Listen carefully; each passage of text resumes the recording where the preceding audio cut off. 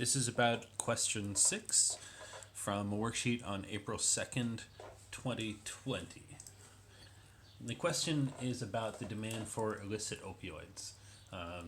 So suppose that the demand for illicit opioids, which would be heroin and similar drugs, so these are commonly used as painkillers, but they also provide an intense high. They're extremely addictive. They make people feel very good, but they can also kill you. They're dangerous things. They're very addictive. All right. So suppose the demand for illicit opioids is very inelastic. So why would it be very inelastic? It would be reasonable to also ask that question. So before moving on, we should address that. So I want you to take a moment to try to figure out why the demand for illicit opioids would be very inelastic. All right. So this wasn't part of answering this particular question because the question already told you that they were inelastic. But the reason is that they're very addictive. And if they're very addictive, then it's hard to substitute something else for them. Remember that elasticity of demand is about the ease with which we can substitute toward other goods. Well, if you're addicted to opioids, you cannot easily substitute toward other goods. You can't easily just buy ice cream and use that instead to feel good. That's not going to work because you're addicted in particular to this one particular drug, and if you don't get it, your brain pushes you to go and try and get it. All right, so it's very inelastic. Okay, and then the question is about the revenue that drug dealers get. So the revenue that drug dealers get is the amount they sell times the price that they sell it for. And imagine a drug enforcement policy that significantly reduces supply. What will that do to the dealer's revenue? And what does this tell you about the effectiveness of the drug war? Okay, so we're dealing with dealer revenue. Okay, and what is their revenue? Well, it's the amount they sell, the quantity that people buy, times how much people pay for it, or the price. So this is their revenue, the price times the quantity. Well, we've dealt with prices and quantities all semester. This isn't new. You already know how to talk about prices and quantities and how they respond to supply shifts, and you understand how elasticities work and how the price and the quantity respond differently when elasticities change. So you have all the information you need to answer this question. Okay, so quantity and price. If it's very inelastic, how should I draw my demand curve? I should draw it very steep. Okay, and here's my supply. And the question says that there's a new policy that decreases the supply of opioids. So the supply will shift to the left. Probably should have drawn it bigger, but this is what we got.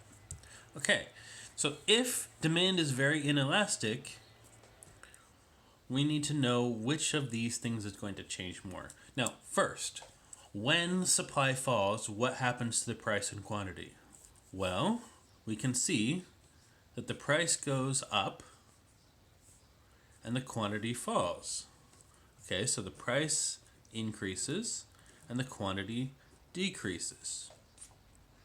Okay, so then what happens to P times Q? It's not obvious from this information whether this goes up or down.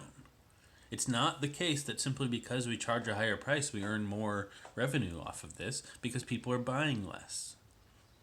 If firms could increase their revenue by just raising their prices all the time, then they would have already done it. But they can't because people buy less when the prices go up. Okay, so what happens to the revenue? Well, it depends on which of these effects is bigger. Because one of them is driving up the revenue and one of them is driving down the revenue. Well, we can see over here that with a very inelastic demand curve, that the change in the quantity is small and the change in the price is large. Okay, so for inelastic demand, like for opioids, a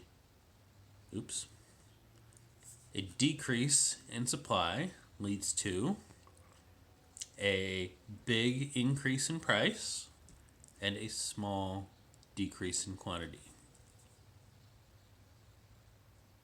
Okay, so if the price increase is large and the quantity decreases is small, then this will go up. So if we go from 2 to 3, but the quantity only goes from 10 to 9.999, then we'll be multiplying that 3 by approximately 10. So 2 times 10 is smaller than 3 times 10.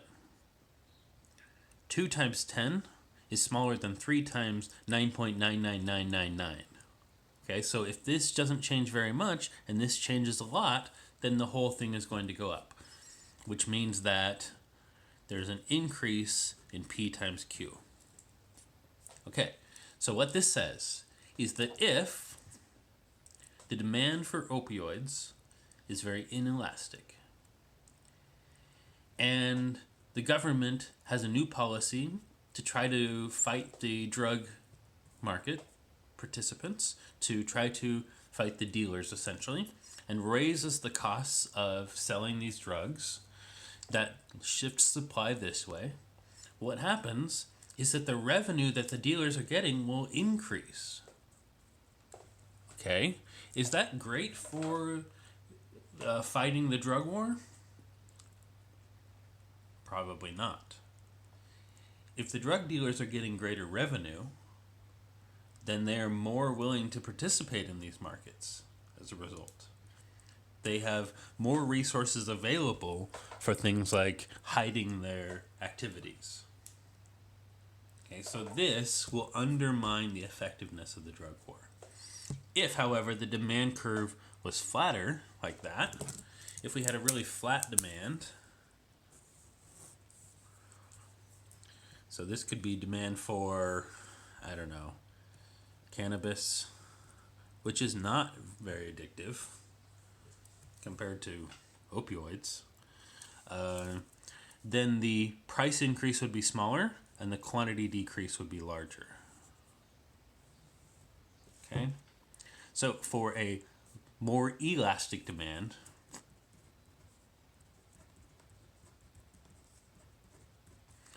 a decrease in the supply leads to a small increase in price and a large increase in quantity, which leads to a reduction in price times quantity. Okay? So for opioids, we might expect a very different effectiveness of a drug war on opioids than on cannabis.